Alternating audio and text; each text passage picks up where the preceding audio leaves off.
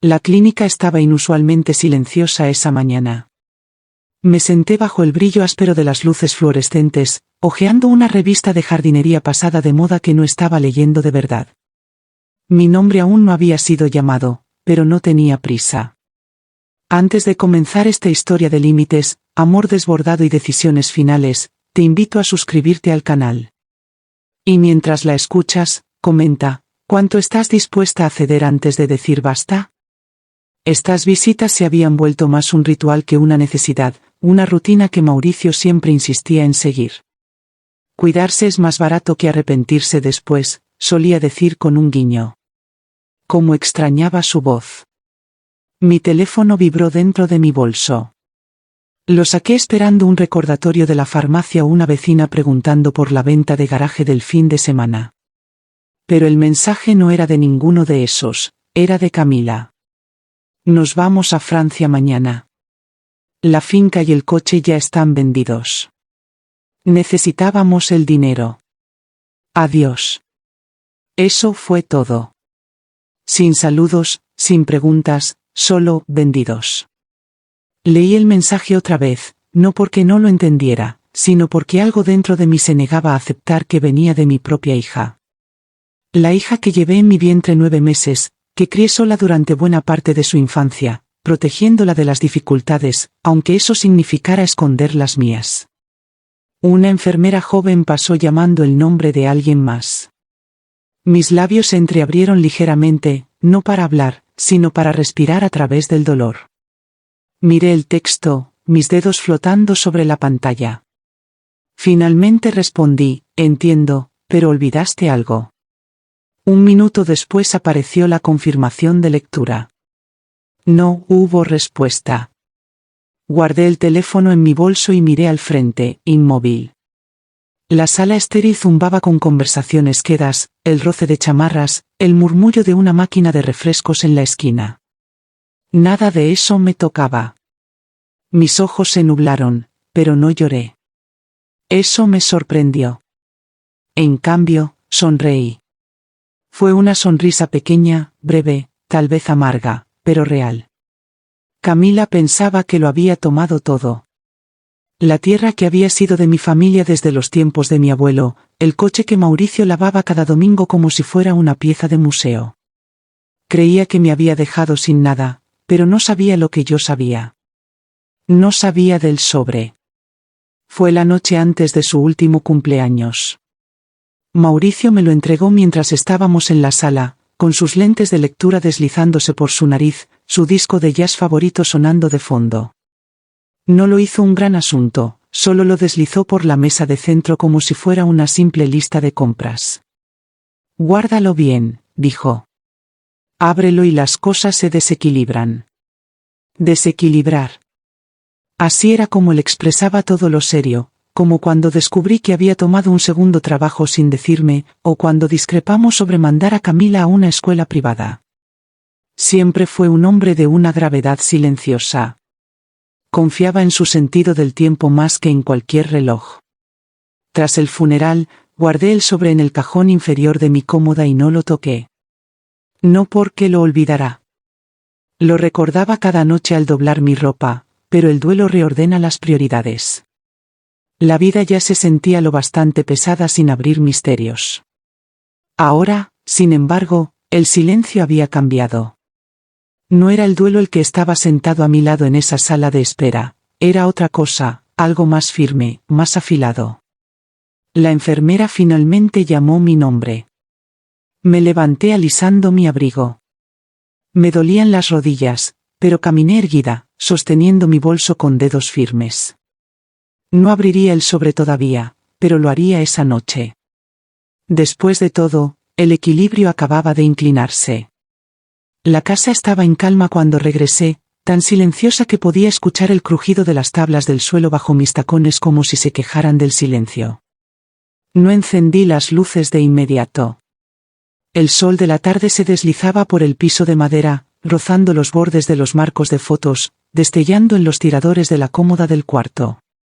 Mauricio siempre decía que la luz en esta habitación era la mejor a esta hora. Tenía razón. Me quedé al borde de la cama por un largo rato, con la mano apoyada en el cajón superior. Lo sentía allí, esperando. El sobre, ligeramente amarillento en las esquinas, escondido bajo un montón de estados de cuenta viejos y los gemelos de mi padre. Abrí el cajón. Solo tomó un segundo encontrarlo. Había escrito mi nombre en el frente con la caligrafía lenta y deliberada que siempre usaba para las cosas importantes. Amalia, decía, sin fecha, sin explicación. Me senté al borde de la cama y lo abrí con cuidado, como si pudiera desintegrarse en mis manos. Dentro había varios documentos, papeles gruesos, legales.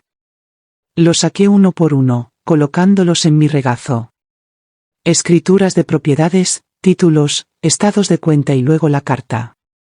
Era una sola página escrita con la letra de Mauricio, un poco más temblorosa de lo habitual. Mi queridísima Amalia, si estás leyendo esto es porque algo cambió y ya no estoy a tu lado para explicarlo. Lo siento por eso, pero necesitaba mantener esto en silencio mientras vivía. Necesitaba saber que, si algo pasaba, no quedarás a merced de otros. Especialmente de ella. En los últimos 15 años tomé nuestros ahorros e invertí en tierras, propiedades de renta y algunos pequeños negocios bajo una LLC registrada a tu nombre. Silenciosamente, con calma. La finca, las rentas en la calle Magnolia, el dúplex en el centro. Todo es nuestro. O mejor dicho, tuyo. Camila no lo sabe. Nunca se lo dije. Temía lo que podría hacer si lo supiera. Todo es tuyo. No le debes nada a nadie. Úsalo como quieras. Confía en tu instinto. Siempre supiste el momento exacto antes que yo. Con todo mi amor. M. Leí la carta 3 veces, tal vez 4. Perdí la cuenta. Mis manos temblaban, no de miedo, sino de algo más profundo. La verdad tenía un peso. Él había guardado todo esto para sí mismo. Silencioso, calculador, protector, como siempre. La finca que Camila decía haber vendido nunca fue suya. Me recosté contra la cabecera y miré el techo. Mauricio había confiado en mí con esto, no como una red de seguridad, sino como un resguardo. Creía que yo podría cargar con su peso, que sabría cuándo actuar, y lo sabía. El equilibrio no solo se había inclinado, había estado cambiando durante años, solo que no lo había visto. El sol se había ocultado tras los árboles para cuando doblé los papeles de vuelta en el sobre. Lo guardé en mi bolso, cerré el zíper y me levanté con una fuerza tranquila que no había sentido en meses. Por la mañana llamaría al señor Barrera. La oficina del señor Barrera no había cambiado en 20 años. El mismo reloj de pie tic-taqueaba en la esquina. Los mismos diplomas polvorientos adornaban la pared de madera y la misma silla de cuero estrecha crujía bajo mi peso al sentarme. Él parecía mayor, más delgado en el rostro, pero sus ojos seguían tan claros como los recordaba. Leí tu mensaje, dijo, cruzando las manos sobre el escritorio.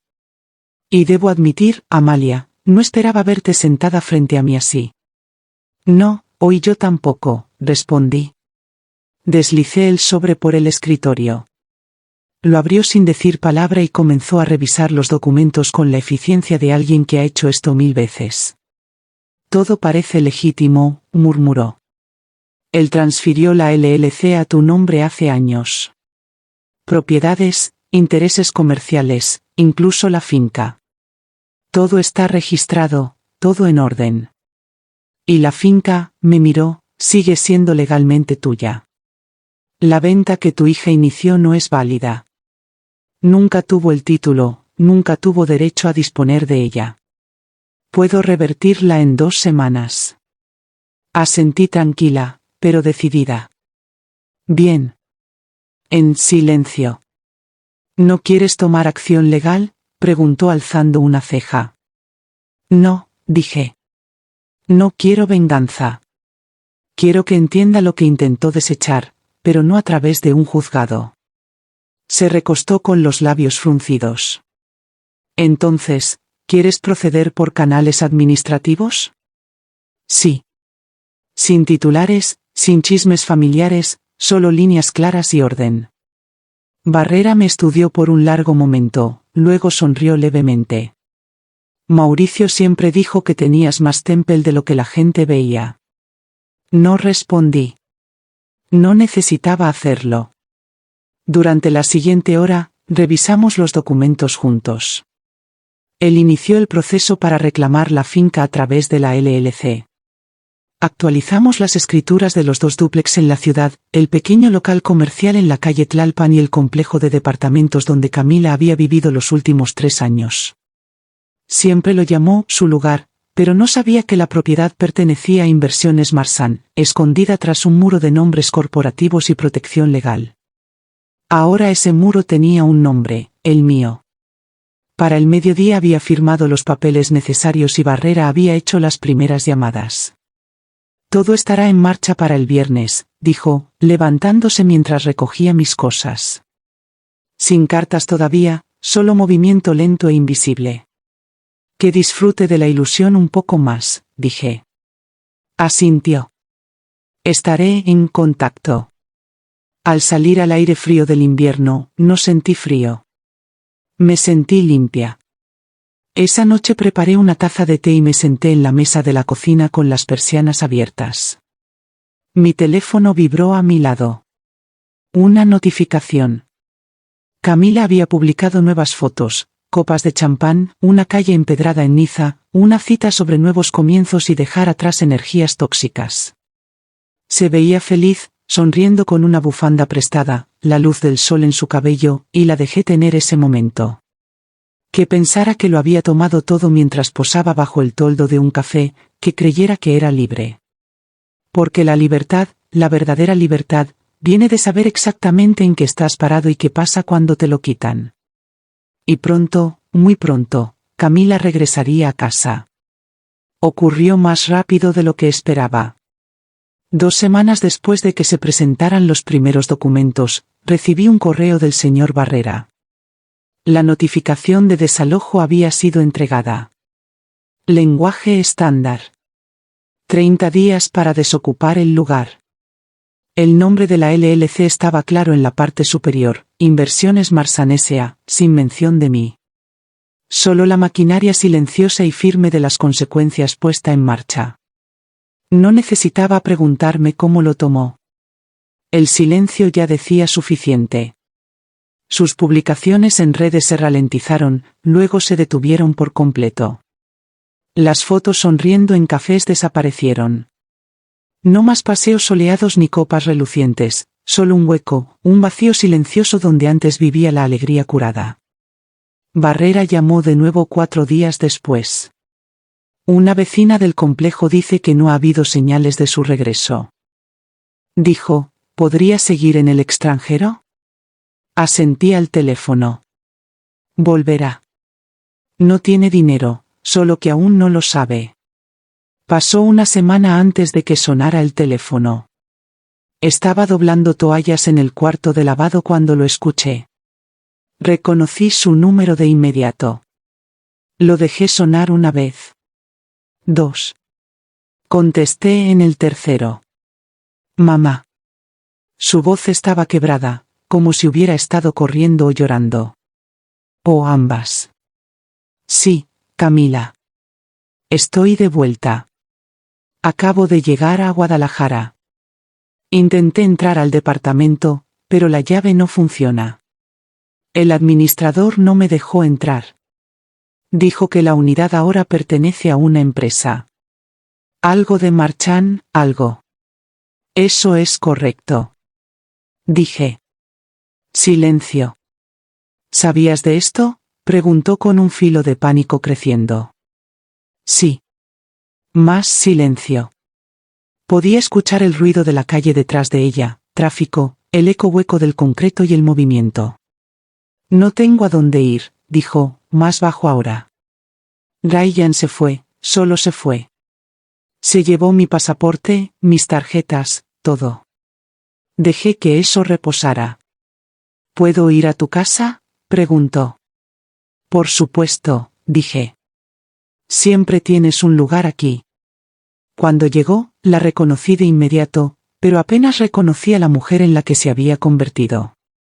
Su cabello estaba lacio, su ropa arrugada, su maleta rayada y barata. Se veía 10 kilos más delgada.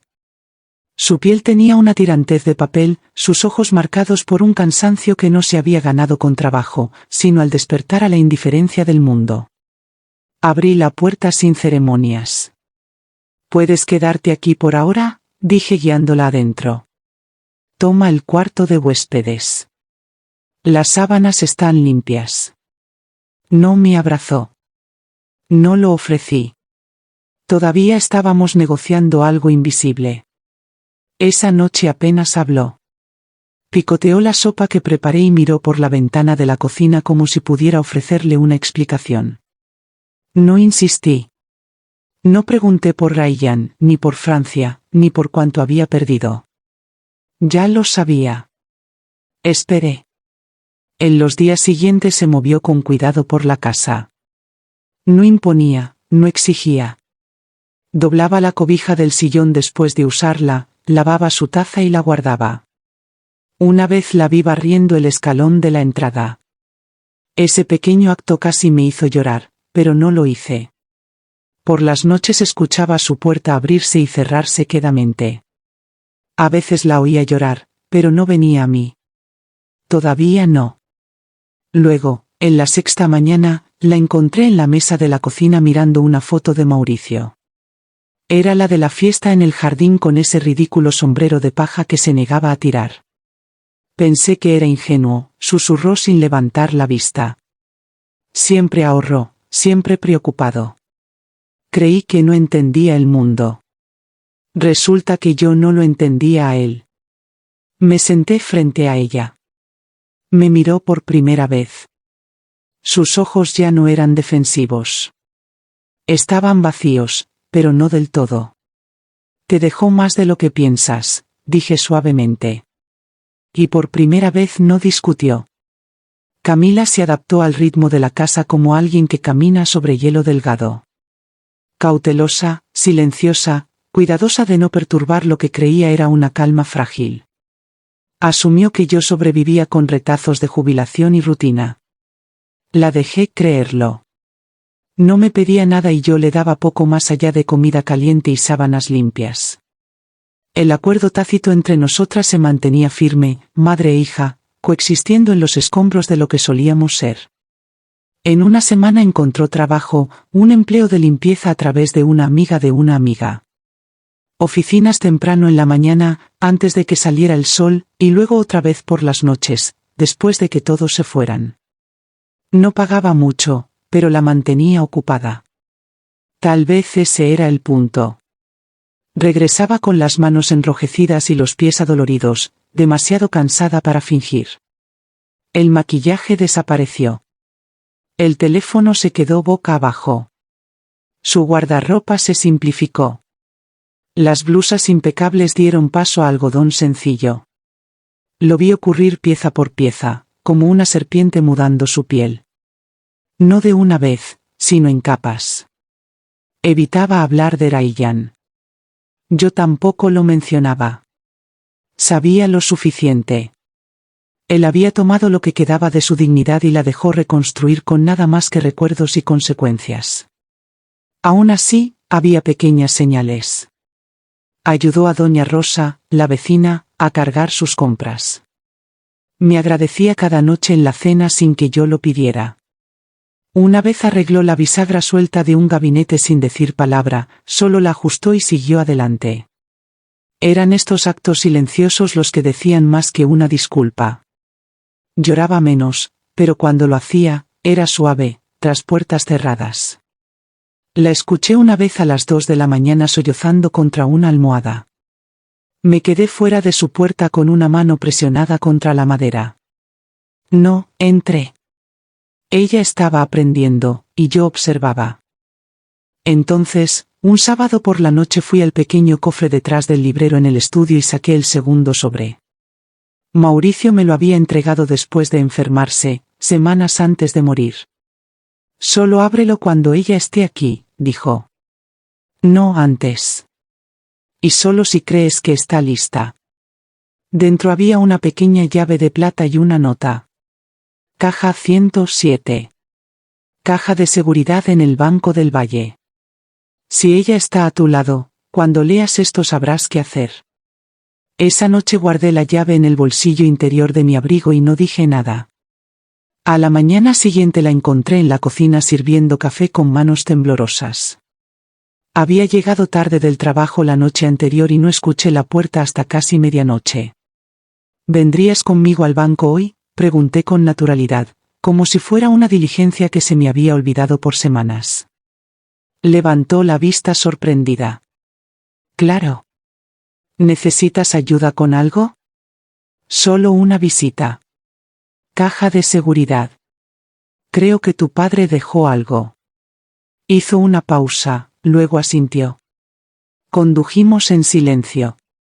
Ahora usaba la misma chamarra de lona todos los días, la que tenía la manga deshilachada, que alguna vez calificó de muy de abuelita cuando se la di el invierno pasado.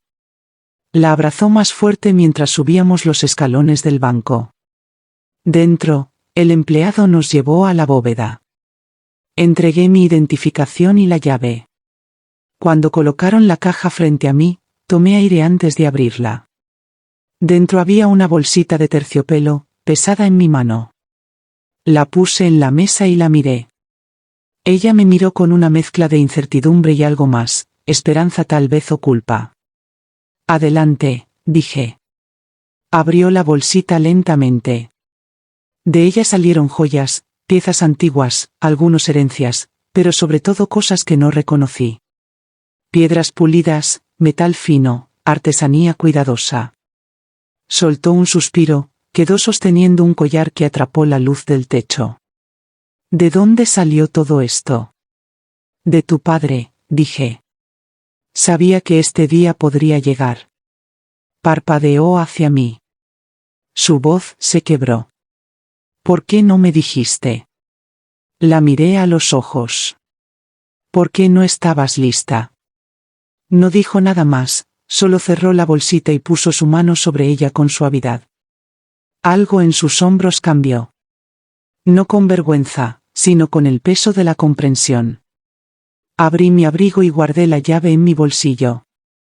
Salimos juntas, lado a lado, bajo un cielo nublado. Nos sentamos en una banca justo afuera del banco con la bolsita de terciopelo entre nosotras, sin abrir de nuevo. La sostenía flojamente en su regazo, sus dedos rozando la tela como si temiera que desapareciera. Hay más, dije. Se volvió hacia mí lentamente. Sus ojos no estaban enojados, solo cansados, agotados. Las joyas no son todo. Continué. Tu padre no solo coleccionó herencias, invirtió. Propiedades, cuentas, todo a mi nombre. Silenciosamente, la finca, tu departamento, los edificios en el centro nunca fueron tuyos para vender. No habló de inmediato. Su mano apretó la bolsita con más fuerza. Sus labios temblaron, pero no apartó la mirada. Entonces, todo este tiempo, su voz se desvaneció. Asentí, todo este tiempo. Pudiste haberme ayudado, dijo más bajo ahora. Pudiste haber detenido todo el pánico. Las noches que lloré en esa cocina. Me dejaste caer. Pude haberlo hecho, dije firme. Pero, ¿habrías aprendido algo si te hubiera atrapado en el momento en que resbalaste? El silencio que siguió no fue frío, fue el tipo de silencio que llega cuando la verdad finalmente se instala y toma su lugar legítimo. Soltó un largo suspiro. Luego, no quiero volver a ser quien era. Lo sé, dije. No quiero quedarme aquí como tu carga. No lo eres. Me miró de nuevo. Entonces, déjame quedarme como tu compañera. Déjame hacer algo con esto. Algo mejor. La observé con cuidado, buscando la desesperación que había visto antes, el ansia por la seguridad, pero no estaba ahí. Lo que vi ahora era propósito.